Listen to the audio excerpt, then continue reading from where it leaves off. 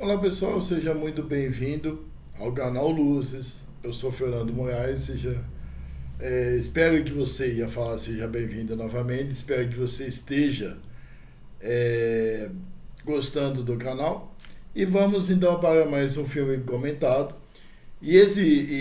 O objetivo desse quadro, tá, essa parte do canal, é o seguinte, gente, é através da explicação da história e algumas reflexões, né, ou as reflexões que o filme apresenta, obviamente na minha visão, é ajudar você a entender esses filmes e através de fazer umas reflexões, nós aprendemos melhor sobre o espiritismo através desses filmes.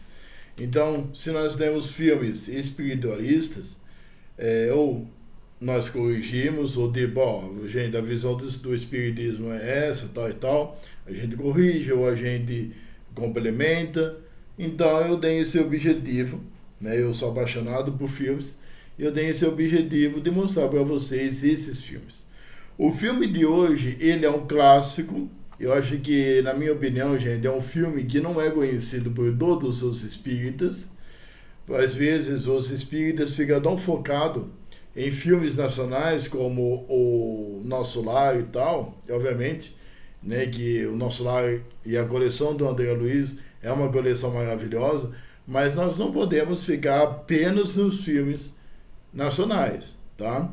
Esse filme, A Minha Vida em Outra Filme, na minha opinião, A Minha Vida em Outra Vida, é um filme espiritualista, mas simplesmente é um filme baseado em fatos reais que nos ensina sobre a reencarnação e a gente cumprir a nossa missão no qual nós viemos, tá? Então, a primeira coisa, eu vou contar o filme, então vai ter spoilers, toma muito cuidado. Então, depois algumas reflexões. Gente, o filme é baseado em fatos reais e, como que eu falei, e a Jenny, que é o interessante, é o mesmo nome da atriz de verdade. A Jenny, ela é casada, ela mora com seu filho adolescente, ela está grávida e ela mora, obviamente, com seu marido nos Estados Unidos, tá? E o interessante é que o menino, ele está naquela fase da adolescência, que ele quer comprar uma caminhonete, ele quer entrar numa universidade e ele começa a ficar birrento, ele começa a brigar com todo mundo ali na casa dela. Só que a Jenny, assim como algumas pessoas que eu conheço, depois vou contar o caso de uma aqui na minha cidade, que simplesmente, desde pequeno, ela tem visões, acordada ou dormindo, sobre a Irlanda, tá?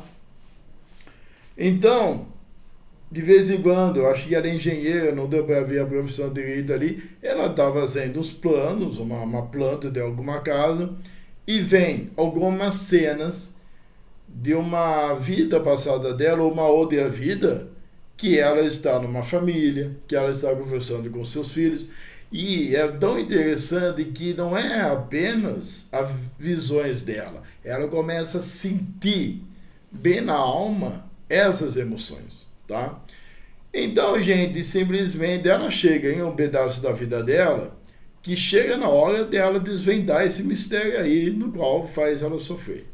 O marido dela, que é muito apaixonado por ela, não concorda muito com isso, acha que é imaginação, só que ela, e eu achei muito bonito o filho dela, dando muita força para ela, os dois vão para a Irlanda. Então, o que rola ali, gente? Rola um processo maravilhoso no qual o filho vai aprender muito, que é a mãe procurando esses parentes. Então os dois chegam na Irlanda, começam a fazer umas pesquisas e, chegando no final do filme, a missão dela era o quê? Ela viveu com uma família na Irlanda em 1932, se eu não me engano o nome dela era Mary, e o marido dela judiava muito dela. E essa Mary, ela morreu depois que ela, então, deu à luz a quarta criança, né? E os meninos se separaram juntamente com o pai ali, tá? Só que aí o menino mais velho, chamado Roy, o menino ele não se perdoa porque ele prometeu à mãe que ia deixar a família unida. Só que o destino separou eles e ele não se perdoava com isso. Então a Mary vai, a Jenny, né, quer dizer, a Mary e Jenny, né, simplesmente vai reunir esses irmãos, depois de 50, 60 anos, e muito interessante, gente, que ela chega para esse Roy, obviamente ele já está com 60, 70 anos, e conta pedaços, até ficou arrepiado, conta até pedaços da vida desse Roy, que ele nunca falou para ninguém. Por exemplo, então, quando esse Roy caçava coelho quando era pequenininho, ele não deixava o pai dele comer o coelho ali, ou caçar, ou matar o animal. Uma vez ele pegou o coelho ali que mostrou no filme e ele salvou.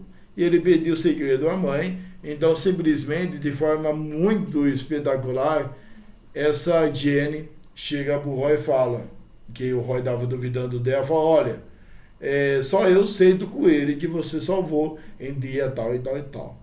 Gente, é impossível, tá? Na minha opinião, quando eu falo, por exemplo, de pessoas, para os meus amigos e colegas que não acreditam em vida passada, que não acreditam em espírito, se eu falar para vocês que 90% das pessoas têm uma história aí de algum vulto, ou que já foi simplesmente em algum lugar e já sabia do lugar, só que antes nunca foi lá.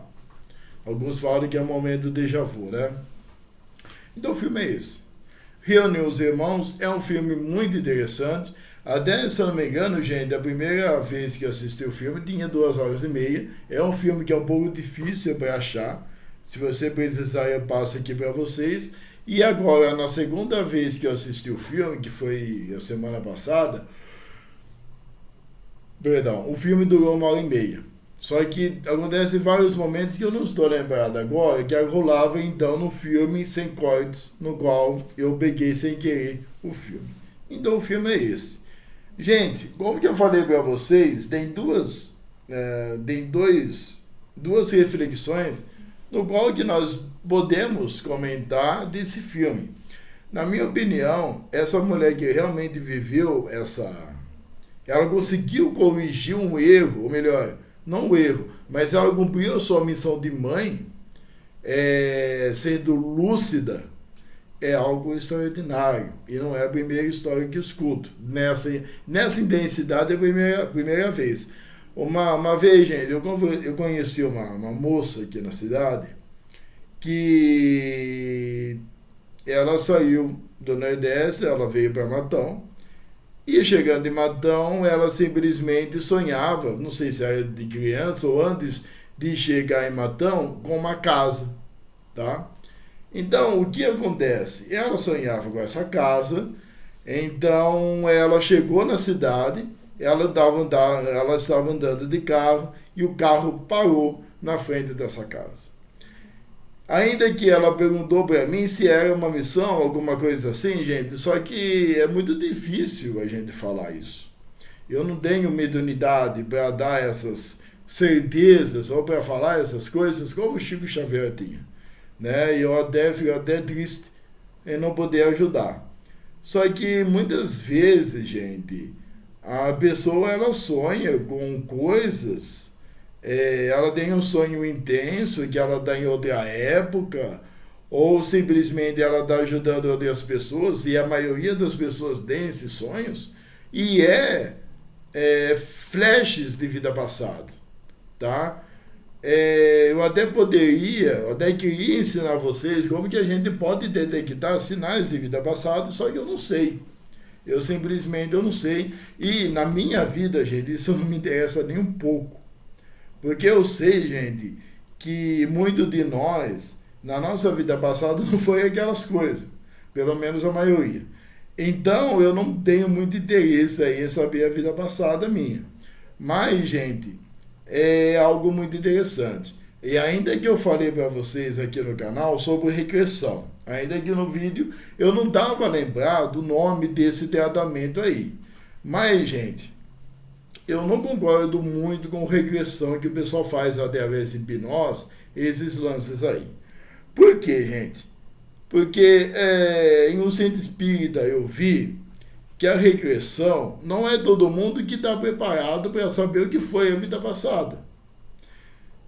Eu conheço pessoas que a pessoa simplesmente ela era racista até um determinado tempo dela e foi falado para ela, e isso nunca mais ela esqueceu e marcou ela. É um dos pontos que eu não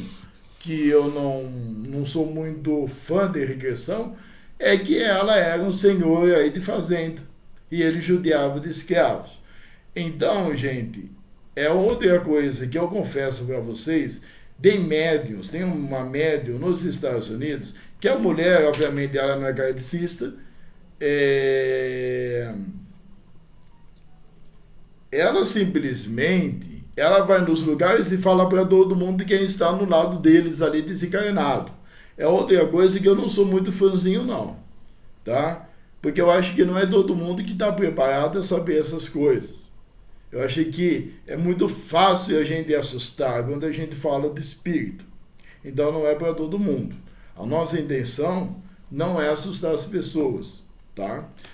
Gente, a outra reflexão desse filme maravilhoso, A Minha Vida em Outra Vida, é o seguinte. Quando nós temos uma missão, qual é a mediunidade? Quando nós temos uma missão, por exemplo, que é corrigir erros da vida passada, que seja com a mãe, que seja com o pai. Muitas vezes a pessoa não gosta do pai, desde que nasceu não é afim do pai, tá? De uma forma misteriosa, entre aspas, é uma missão que a pessoa precisa cuidar do pai, que a pessoa precisa ter uma atenção melhor com o pai ali. E olha que eu nem precisava falar isso porque a gente sabe muito bem que a maioria das famílias tem brigas. E muitas dessas brigas são pessoas que não se toleram, como que eu falei para vocês, é caso de missões espirituais.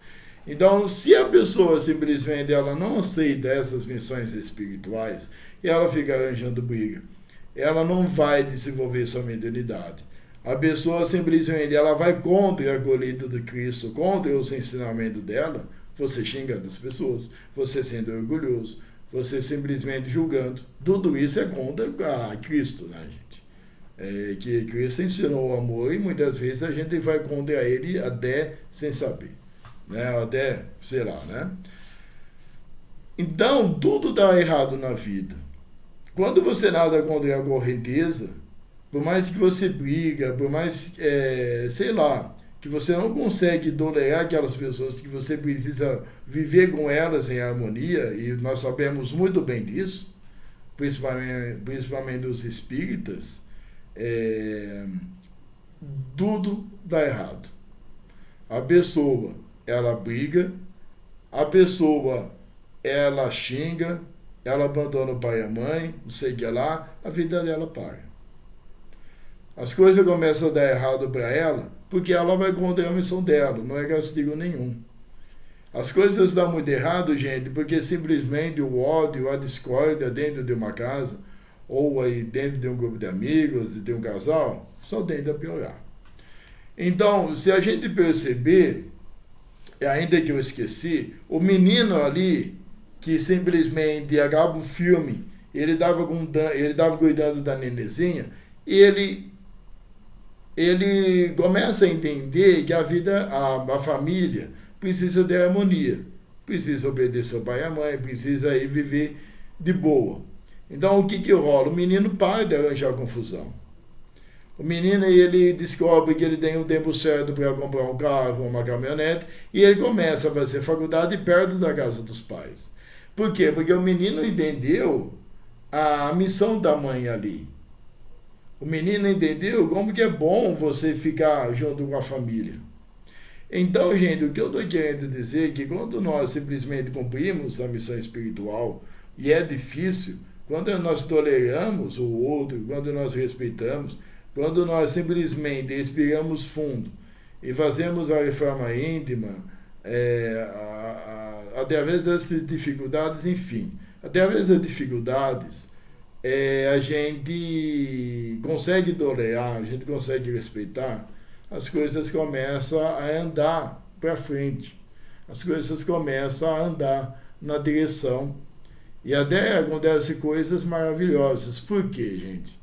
Porque não é apenas nós estamos completando a missão, ou melhor, nós estamos adiantando a nossa missão e tal.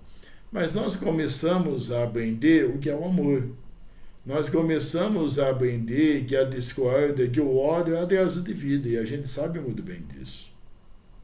Quem nunca ficou emocionado, quem nunca virou amigo do inimigo? Eu acho que é uma sensação muito boa, gente. Ao invés de você agredir, o inimigo não é o inimigo, mas a pessoa te agrediu, a pessoa simplesmente te ameaçou, ou a pessoa simplesmente fez alguma fofoca e você perdoou, e depois você vira amigo daquela pessoa, você entende, gente, que todo mundo erra. Tá? Tem uma frase, eu não estou lembrado de quem me disse, para encerrar aqui, vai chegar em 16 minutos, que o amor desconstrói, né? O amor destrói qualquer coisa. Ou melhor, você pagando o bem, você pagando o mal com bem, a pessoa te faz mal, e você oferece o bem, você desarma qualquer um. Então eu espero que vocês gostaram do vídeo. Tudo de bom para vocês sempre. Felicidades e até mais.